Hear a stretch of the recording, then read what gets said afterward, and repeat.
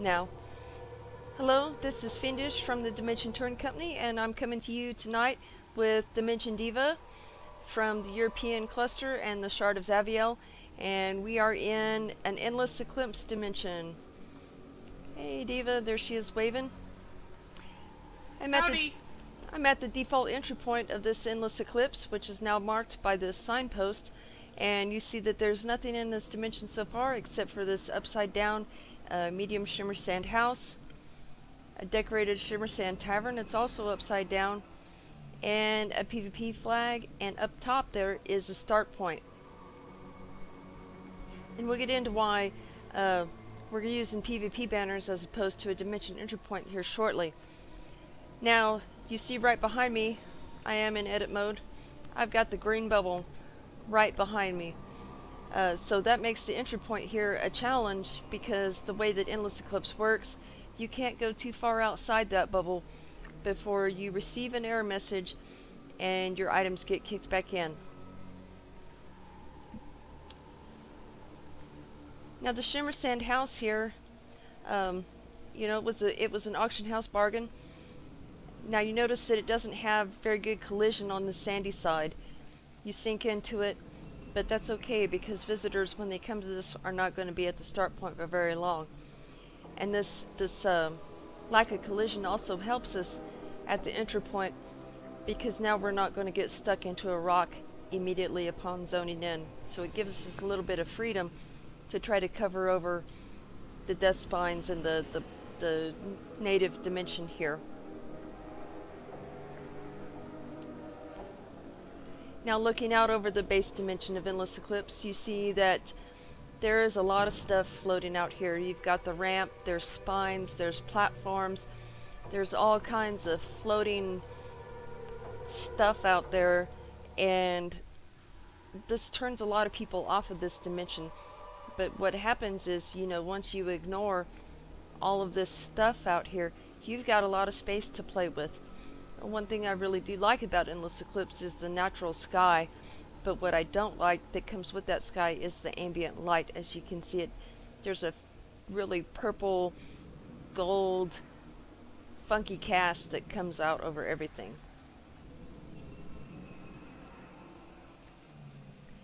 So we're going to come to the banner, and why we're using banners. I like PvP banners now over the dimension entry point for a number of reasons. Number one being the cost. The start points and the banners combined are about half the price of a dimension entry point without the associated bugs. Go ahead and port up top.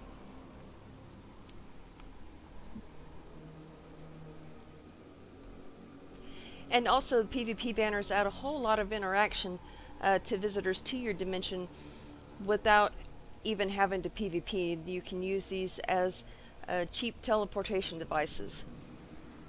It's really fun to visit dimensions that have this, that use the PvP flags.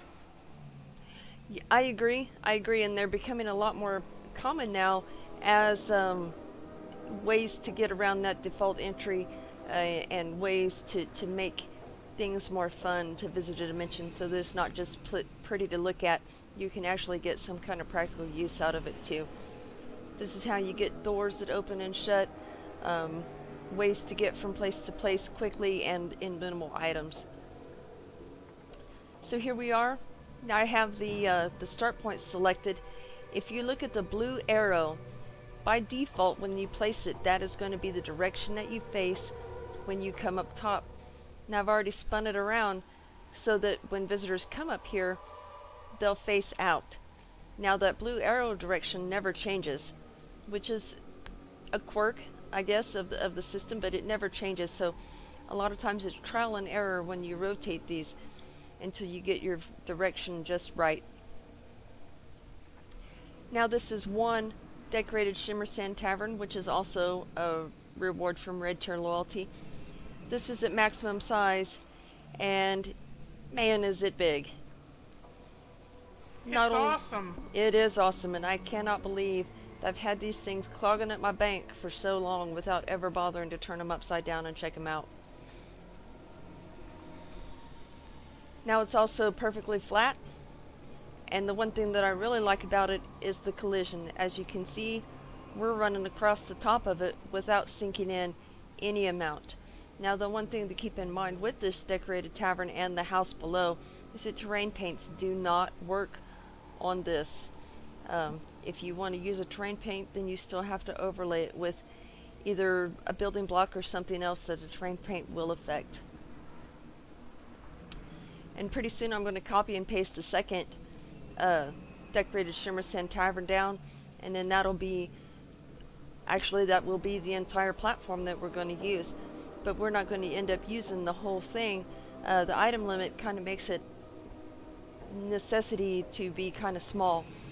And another thing that's going to make it, that limits the size of your builds, is the draw distance. Maximum draw distance, let me open up my settings. Video, advanced. Object distance, it's your draw distance. It's 175, that's game units, which equates to meters in real world math. So 175 meters, that's actually not that far. And that'll be when you start losing things like your rocks, trees, structural pieces, buildings. You go a lot of times into these really big dimensions and you can't see anything far away, and that's because the draw distance is kicking your butt. The only thing that will not affect is the base dimension itself, because this stuff is already here and nothing will make it go away. But before we drop the second tavern down, we're going to change the sky to try to disguise some of the floating objects that are out here and give a distance blurring haze on everything, and we're going to change the default music. Awesome. I don't use this dimension because I haven't learned yet the good ways to hide those things and make changes, so I'm ready to learn. Alright. Well, they're a little bit too big to just throw a bush over. But the sky projectors will help a lot because of that distance haze and the muffling effect that they tend to have. But through my headphones, you can hear the default music of Endless Eclipse right now, and it doesn't really gel with what we want to build here. Now the model for this dimension was Blaze Castle, which is in Bristol, England, and it was built in 1794 as a folly on the estate of an English nobleman. So it was never intended for defense, it was never intended to be anything more than a rich man's place to have fun. When it was originally built, it was a guest house and it was a summer house. So we're going to expand on the idea of the folly for this build. But first I'm going to drop a music box in here, and for this I've selected the Silverwood music box.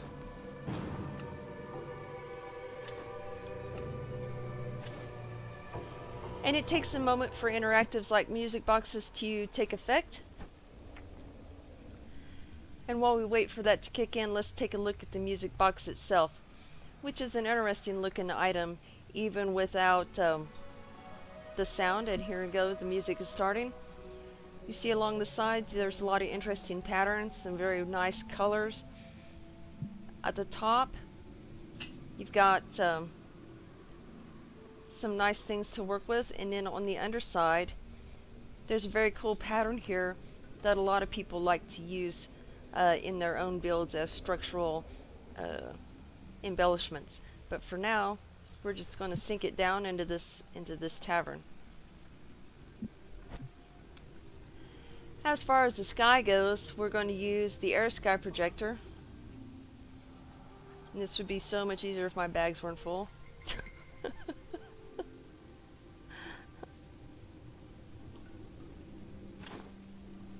There it is. And the change with that is very noticeable and immediate. Wow, I can't believe how much you've changed the look of the dimension just with a music box and a projector.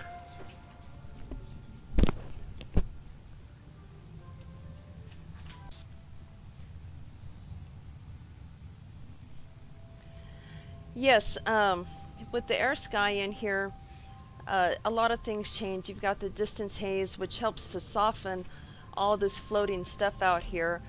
It also you can now use those, you can pawn off these spike things as trees, as mountains, or whatever you want them to be, or you can just ignore them and build what you were going to build. Now I like the air sky for the light that's coming through those clouds, and for the clouds themselves, as well as the color that it casts on everything, which is a really nice blue.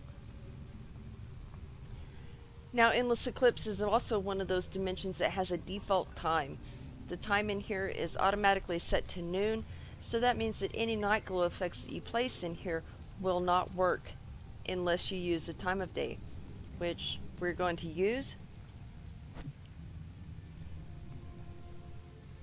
And for this I chose 5 a.m.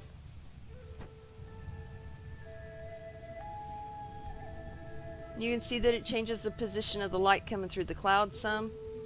Now it's directly overhead.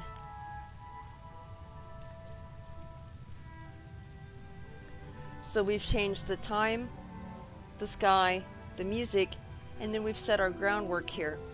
Now I need to set this extra tavern down so that we have our full platform, so that for the next episode we can go ahead and start setting our boundaries and actually start with the build itself.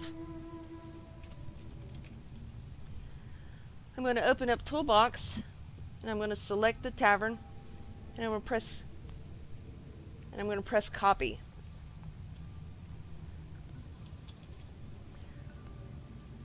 I'm going to offset in Y by 0.001, and what this will do is this will keep the second tavern from being so close to the first tavern that your video card can't distinguish them and they'll be flickering. Going to Control D, bring the second tavern out, and then paste, and voila. So now we have a very large area of buildable flat space that we can use to set whatever we want to on into items. Now, if you don't have a Shimmer Sand Tavern available, what you can use are rectangular or shorn mountainsides. These are very large rocks. They will take terrain paints, and on one side they're almost perfectly flat.